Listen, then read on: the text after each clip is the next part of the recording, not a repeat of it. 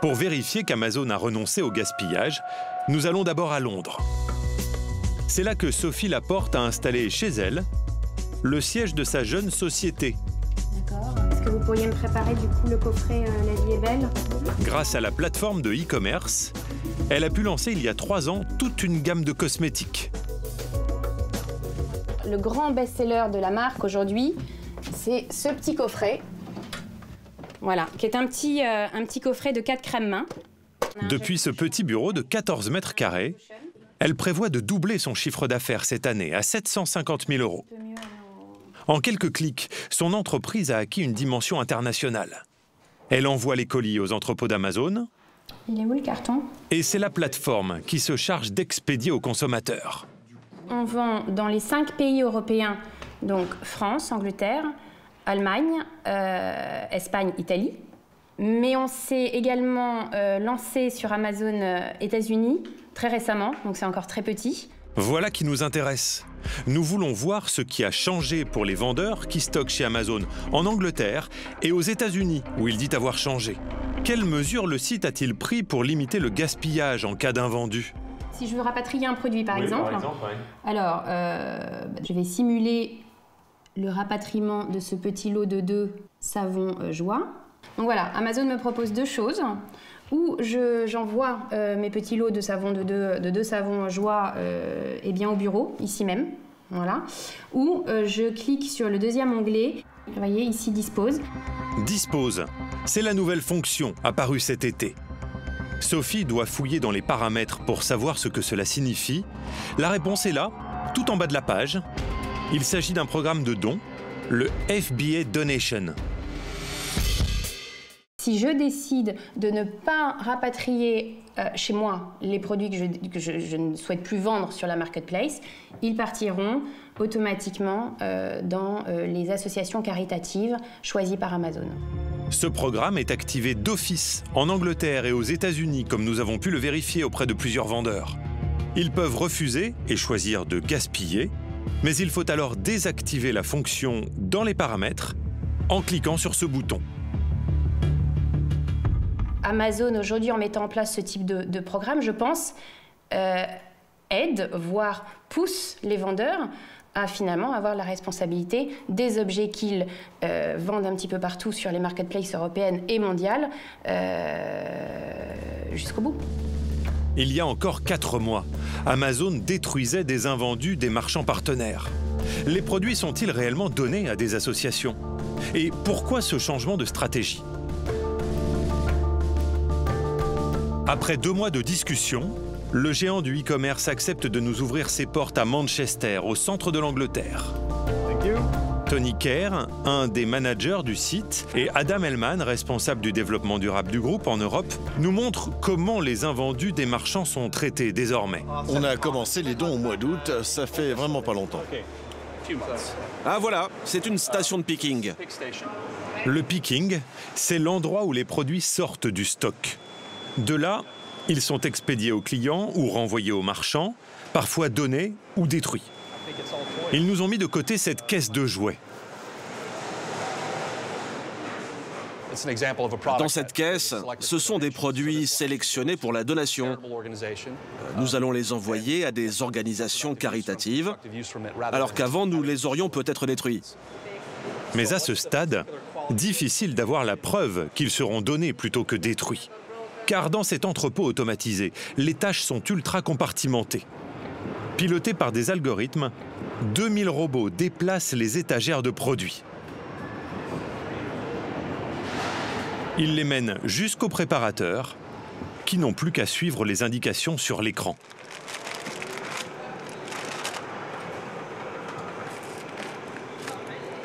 Le système me montre la photo de ce que je dois prendre et l'emplacement exact dans l'étagère.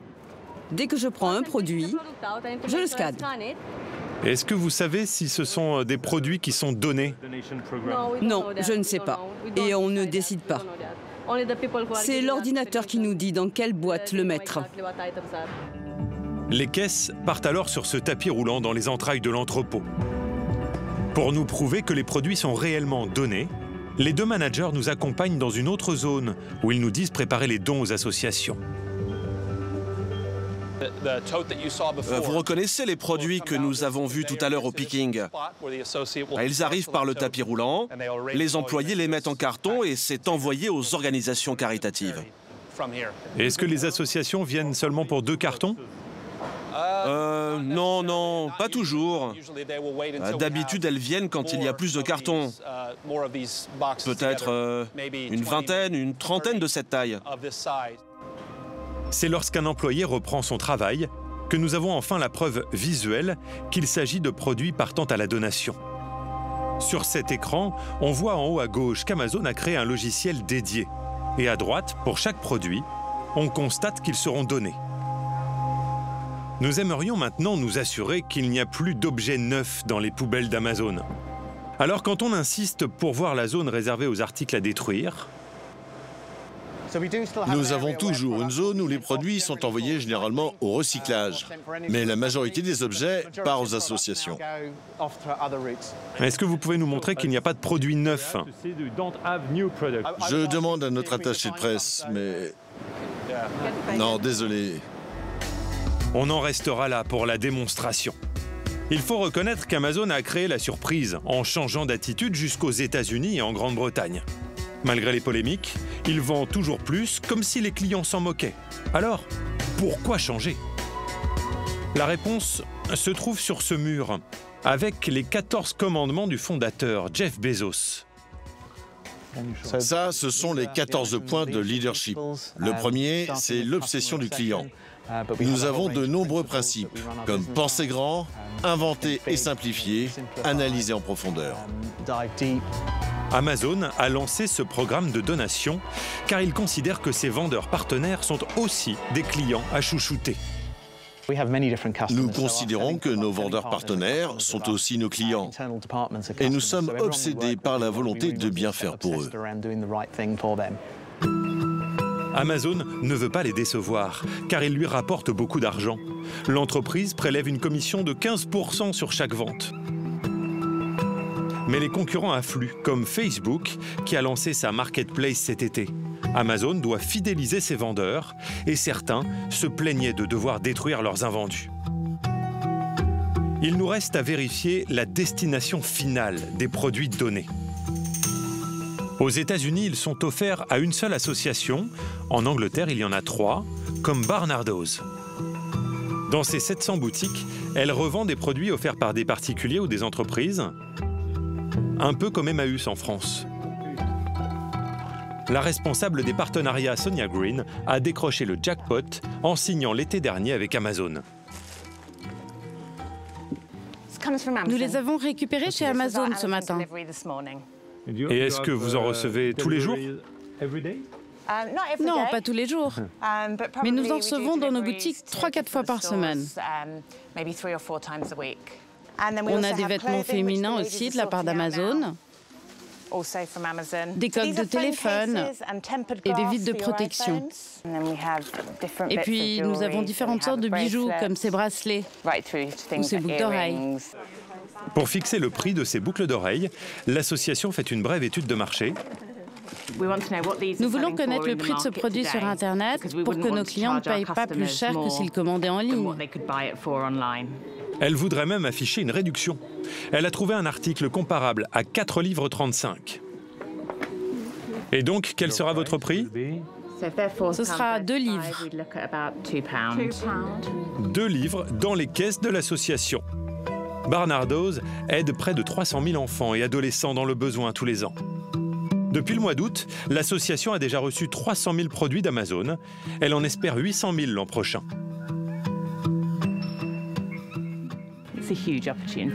C'est une énorme opportunité pour nous aussi. Nous avons de si bons produits de la part d'Amazon. Chaque petite chose nous aide et contribue à aider les enfants et les adolescents vulnérables en Angleterre. Est-ce que c'est votre partenariat le plus important? Certainement, un de nos partenaires les plus importants, oui. Nous en avons beaucoup, mais c'est vraiment un de nos principaux partenaires. En Angleterre, depuis fin août, les produits de la marketplace d'Amazon irriguent donc le tissu associatif. Mais en France, qu'en est-il? Malgré les retentissements de notre précédente enquête et la loi en préparation, dans ces entrepôts, les destructions continuent. Au Havre, dans une papeterie qui vend aussi sur la marketplace, nous allons voir qu'Amazon essaye d'être plus discret sur le gaspillage. Depuis son magasin qui ne paye pas de mine, Christian Aubin vend partout en France grâce à Amazon. Son chiffre d'affaires a explosé de 300 000 à 1 million d'euros en 6 ans. C'est bon, ouais, c'est parfait. Lui aussi expédie une partie de son stock aux entrepôts d'Amazon, qui livrent ensuite les clients. Mais il y a des articles qui se vendent plus ou moins bien selon les saisons.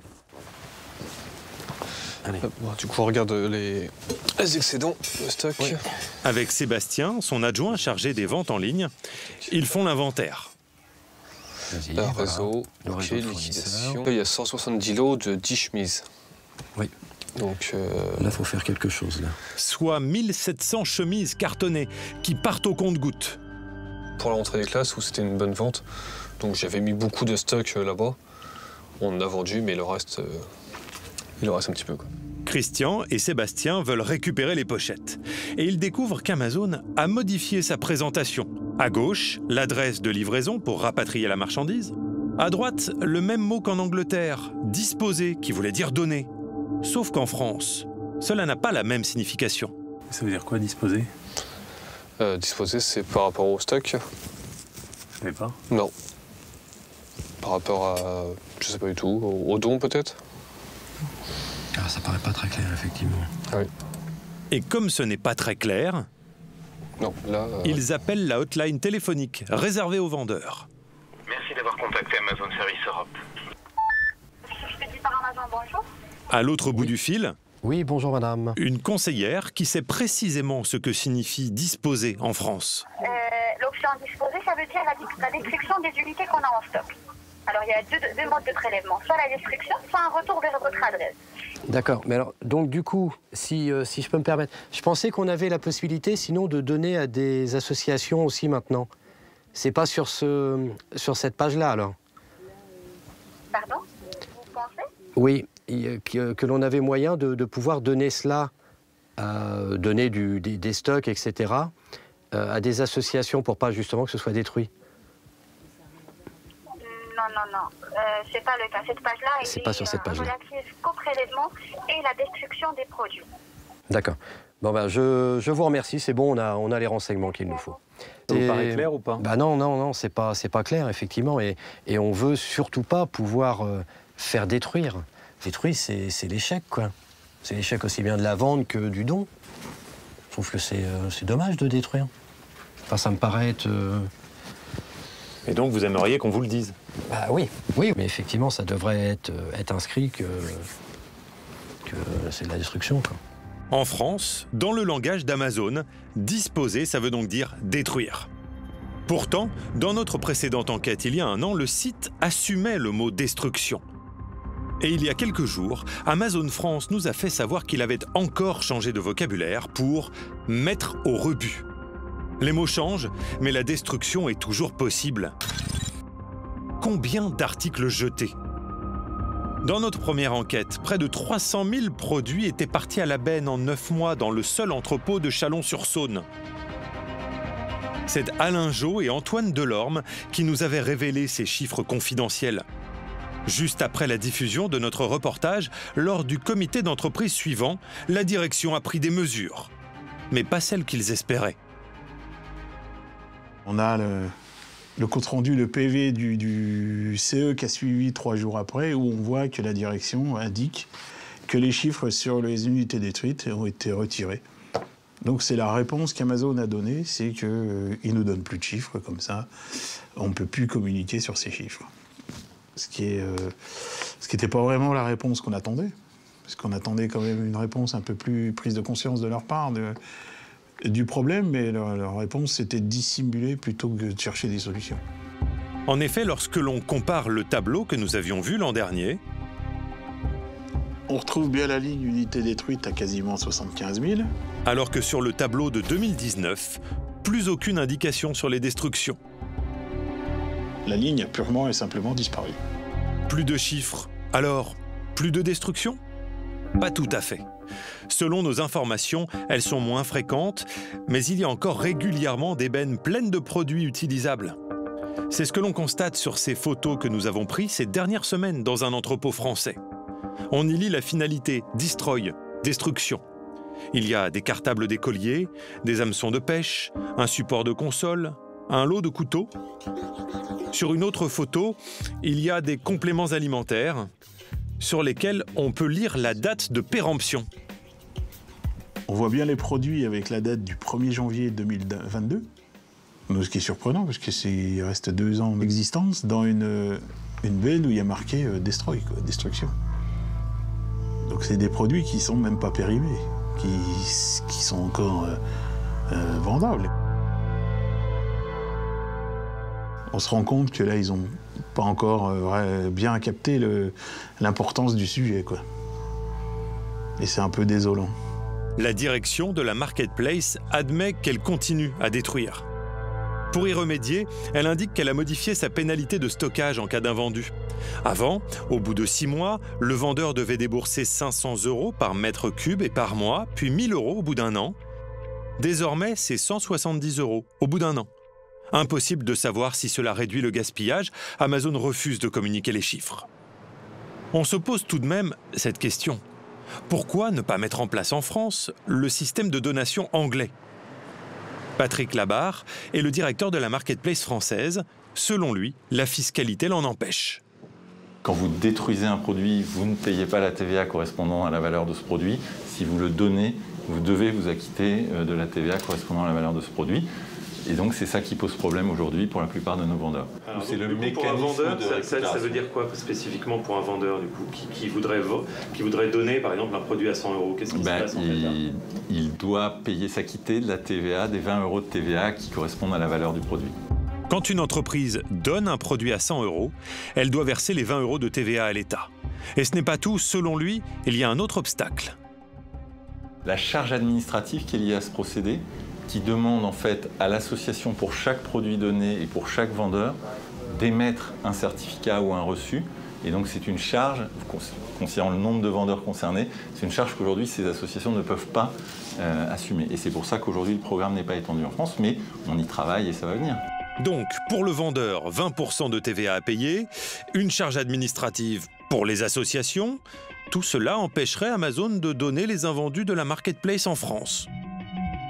Il existe pourtant un moyen tout à fait légal de donner sans TVA en toute simplicité. Pour preuve, le Secours populaire reçoit chaque année des centaines de milliers de produits offerts par des entreprises, y compris des concurrentes d'Amazon. Tu leur as dit que c'était pour les matelas, les sommiers ? Christian Cos, le responsable des partenariats, est très étonné par les arguments du géant du e-commerce. La loi française ne décourage pas la générosité, à condition de donner à une association labellisée par l'État. Comme on est reconnu d'utilité publique, il n'y a pas besoin de s'acquitter de la TVA sur les dons qui nous sont faits. Donc c'est pas exact ce qui est dit par Amazon. Alors, en l'occurrence, si l'argument c'est de l'argument de la TVA, s'ils s'adressent à nous, on est en capacité de prendre leurs dons. Ouais. Le don est exonéré de TVA si l'association est reconnue d'utilité publique, comme le Secours populaire, les Restos du Cœur ou le Secours catholique. Quant au certificat de don, ce n'est pas du tout une contrainte, selon Christian Cos. C'est bon, je l'ai, son mail. D'ailleurs, il a proposé ses services à l'entreprise, notamment avec ce mail du 2 septembre. Il l'a envoyé au directeur général d'Amazon France. Seriez-vous ouvert à échanger sur le développement de vos dons invendus? Avec nous, nous pourrions conduire ensemble un partenariat fort et durable. Et on n'a pas eu de retour à ce jour sur notre demande. Amazon préférerait que la loi évolue pour pouvoir donner aux associations de son choix sans payer de TVA. En attendant, depuis quelques semaines, nous avons découvert que le site expérimente en toute discrétion une autre solution. Les vendeurs que nous avons contactés n'ont pas été avertis par Amazon. Ce test, Christian Aubin, dans sa papeterie du Havre, s'en est aperçu un peu par hasard en fouillant dans les menus et les sous-menus. Donc excédent de stock voilà. Il a constaté cet automne qu'Amazon lui proposait de le mettre en relation avec 2 associations pour récupérer ses invendus. la Croix-Rouge ou don solidaire dans lequel on va pouvoir donner des produits. Ah, bien. Contrairement au programme que nous avons vu en Angleterre, où le don était activé par défaut, ici, c'est une simple mise en relation, comme un annuaire. Et curieusement, Amazon a sélectionné des associations qui ne sont pas reconnues d'utilité publique. Si vous les donnez, vous payez la TVA dessus, ça vous embête ou pas? C'est pas dérangeant, non. Plutôt que ce soit jeté ou brûlé, autant que ça puisse servir à une association, quitte à ce que l'on paye effectivement la TVA. Enfin, il y a une autre possibilité qui peut lui rapporter un peu d'argent. Ça s'appelle Bestock. Bestock, donc là, c'est là où on va vendre nos produits. C'est une entreprise anglo-saxonne qui rachète les stocks pour les soldeurs. Notre marchandise, donc on avait donc des chemises, des agendas. Quand Christian et son adjoint font le total de tous leurs invendus sur Amazon... Voilà. Donc on est à 870,95 €. Christian va proposer pour 870 € de marchandises aux déstockeurs. Ce qu'il ignore à cet instant, c'est que Bestock est gourmande. Comme on le lit sur ce mail que nous nous sommes procurés auprès d'un autre vendeur, elle conseille un minimum de 10 000 € de marchandises et il faut payer une adhésion de 297 livres, soit 346 €. Pas évident pour de petits vendeurs, comme il y en a tant sur Amazon. Peut-être suite à nos investigations, il y a 2 jours, juste avant la diffusion du reportage, le Secours populaire a reçu une demande de rendez-vous d'Amazon, alors que ses mails restaient sans réponse depuis 3 mois. Et le même jour, Amazon a aussi annoncé qu'il s'engageait en France à donner les invendus des marchands partenaires en 2020. Quoi qu'il en soit, la loi devrait interdire de détruire des produits neufs d'ici 1 an et demi.